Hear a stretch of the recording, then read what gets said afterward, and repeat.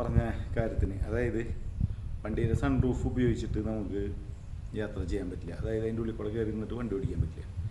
അതാണ് കാര്യം പറഞ്ഞിട്ടുണ്ടായിരുന്നത്. സൺ റൂഫ് ഉപയോഗിക്കാൻ പറ്റില്ല. അതുപോലെ തന്നെ ഓട്ടോമേഷൻ ലൈറ്റുകൾ ഉപയോഗിക്കാൻ പറ്റില്ല എന്നുള്ള കാരണം. അപ്പോൾ അതെന്താണെന്ന് വെച്ച് കഴിഞ്ഞാൽ ഉപയോഗിക്കാൻ പറ്റാത്തതിന് പലതരത്തിലുള്ള കാരണങ്ങളുണ്ട്. അത് ചെയ്യാൻ തീർത്തും പറ്റില്ല എന്ന് പറഞ്ഞാൽ ഇൻഷുറൻസുമായിട്ട് കമ്പനികൾക്ക് ഭയങ്കര ബുദ്ധിമുട്ടുണ്ട്.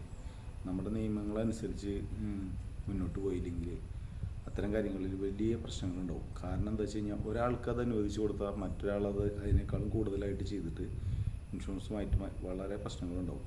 അപ്പോൾ അതുകൊണ്ടാണ് ഈ സൺ റൂഫ് ഓൺ ചെയ്ത് വെച്ചാൽ ഈ കൂടെ തലയിട്ട് വെച്ചിട്ട് ഓടിക്കാൻ പറ്റാത്തതിന് അപകടങ്ങൾ കൂടുതലാണ്. കാരണം ഇപ്പോൾ നമ്മൾ റോഡിൽ കൂടെ പോകുമ്പോൾ എന്തെങ്കിലും ഉണ്ടായി കഴിഞ്ഞാൽ അതിന് ഇൻഷുറൻസോ മറ്റു കാര്യങ്ങളോ ക്ലെയിം ചെയ്യാൻ പറ്റില്ല എന്നുള്ളതാണ് യാഥാർത്ഥ്യം.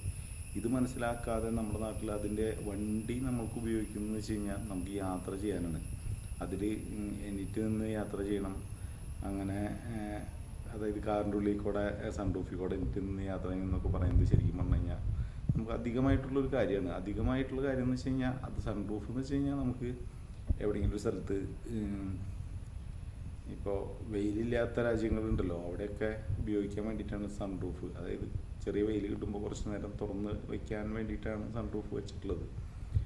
അതുമാതിരി നല്ല കാറ്റ് ഉള്ള സ്ഥലങ്ങളിൽ, നല്ല അറ്റ്മോസ്ഫിയർ ഉള്ള സ്ഥലങ്ങളിൽ, നല്ല ശുദ്ധവായു കിട്ടുന്ന സ്ഥലങ്ങളിൽ അത്തരം സാധനങ്ങൾ നമ്മുടെ വണ്ടിയുടെ ഉള്ളിലേക്ക് വരാനും പിന്നെ വണ്ടിയുടെ ഉള്ളിലത്തെ ഹീറ്റ് കളയാനും അത്തരം കാര്യങ്ങൾക്കൊക്കെയാണ് ഈ സാധനം ഉപയോഗിക്കുന്നത് തന്നെ.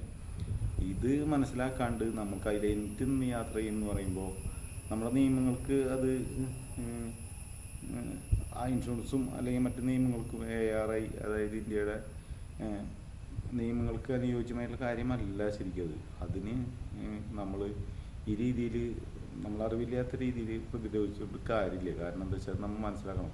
ഇപ്പോൾ അടുത്ത കാലത്ത് ഈ നമ്മുടെ എറണാകുളത്ത് ഒരാൾ പറഞ്ഞിട്ടുണ്ടായിരുന്നു, അയാളുടെ മൊബൈൽ ഫോൺ വണ്ടിയിൽ വെച്ച് കൂൾ ഫിലിം ഇല്ലാത്ത കണ്ട് മൊബൈൽ ഫോണിൻ്റെ ഡിസ്പ്ലേ എന്താ കംപ്ലൈൻ്റ് ആയി പോയി എന്ന് പറഞ്ഞിട്ട് അയാൾ പോയി വലിയ രീതിയിലൊരു പ്രശ്നം ഉണ്ടാക്കി. അപ്പോൾ മോട്ടോർ വെഹിക്കിൾ ഡിപ്പാർട്ട്മെൻറ്റ് അതിന് മറുപടി പറഞ്ഞത്, നിങ്ങളുടെ മൊബൈൽ ഫോൺ സൂക്ഷിക്കാനുള്ള സ്ഥലമല്ല വണ്ടി യാത്ര ചെയ്യാനുള്ള സ്ഥലമല്ല. കൂൾ ഫിലിമിനെ കുറിച്ച് പറഞ്ഞു കഴിഞ്ഞാൽ നമ്മൾ കൂൾ ഫിലിം ഒട്ടിച്ച് കഴിഞ്ഞാൽ നമ്മുടെ വണ്ടിയുടെ ബാക്കിൽ വരുന്നൊരു വണ്ടിക്ക് മുമ്പിലുണ്ടാവുന്ന കാഴ്ച മറയ്ക്കാൻ പാടില്ല. അതായത് രണ്ട് ഗ്ലാസും ഓപ്പണായി കിടന്നു കഴിഞ്ഞാൽ ഫ്രണ്ടിൽ എന്തെങ്കിലും ഒരു അപകടം ഉണ്ടെങ്കിൽ തൊട്ട് ബാക്കിൽ വരുന്ന വണ്ടിക്ക് അതിൽ കൂടെ ഒന്ന് വാച്ച് ചെയ്തിട്ടൊരു അപകടത്തെ മുൻകൂട്ടി അയാൾക്ക് മനസ്സിലാക്കാൻ പറ്റാവുന്ന രീതിയുള്ളതുകൊണ്ടാണ് കൂൾ ഫിലിമും. അല്ലാതെ ആ വണ്ടിയുടെ ഉള്ളിൽ എന്ത് സംഭവിക്കുന്നു എന്ന് നോക്കിയിട്ടല്ല. അങ്ങനെയാണെങ്കിൽ കുറേ വണ്ടികൾ അടച്ചുപൂട്ടിയ വണ്ടികളുണ്ടാവും, കരിയർ വണ്ടികളാണ്. അതിന് അതിൻ്റേതായ മാനദണ്ഡമായിട്ടുള്ള നിയമമുണ്ട്. റോട്ടിൽ അത് ഇത്ര കിലോമീറ്റർ സ്പീഡിലേ പോകാൻ പാടുള്ളൂ. അങ്ങനെ കുറേ നിയമങ്ങളൊക്കെ വെച്ചിട്ടുണ്ട്. ഇതെല്ലാം പറഞ്ഞു തരണമെങ്കിൽ വളരെയധികം കാര്യങ്ങൾ പറയേണ്ടി വരും. അപ്പോൾ അത് മനസ്സിലാക്കുകയാണെങ്കിൽ നല്ലതാണ്. ഓക്കെ, അതൊക്കെ ഒന്ന് മനസ്സിലാക്കിയതിന് ശേഷം നമ്മൾ ഇത്തരം കാര്യങ്ങൾ കമൻ്റായിട്ടൊക്കെ ഇടുകയാണെങ്കിൽ നന്നായിരിക്കും.